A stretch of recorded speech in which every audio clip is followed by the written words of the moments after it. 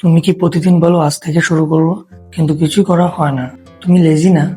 তোমার ব্রেন তোমাকে ট্র্যাক দিচ্ছে। দেখো, আমাদের 90% মানুষের লেজি না, আমরা আসলে ওভার থিঙ্কিং আর ডিস্ট্রাকশন এর ফাঁদে আটকে আছি। তুমি আজ শুরু করার আগে ভাবো, পারবো তো, কাল করব, আর একটু পরে করব।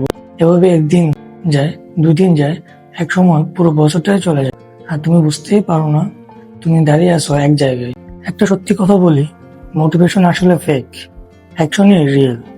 তুমি মোটিভেশন হওয়ার জন্য অপেক্ষা করছো, কিন্তু যারা সফল তারা মোটিভেশনের অপেক্ষা করে না, এবং তারা মোটিভেশনের অপেক্ষা বসে থাকে না, তারা শুরু করে দেয় যদিও তাদের মন না চায়।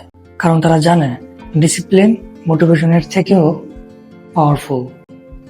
এখন প্রশ্ন, তুমি কিভাবে লেজি থেকে অ্যাক্টিভ হবে? চলো সিম্পল 4টা স্টেপ বলি। প্রথমটা 5 সেকেন্ড রুল।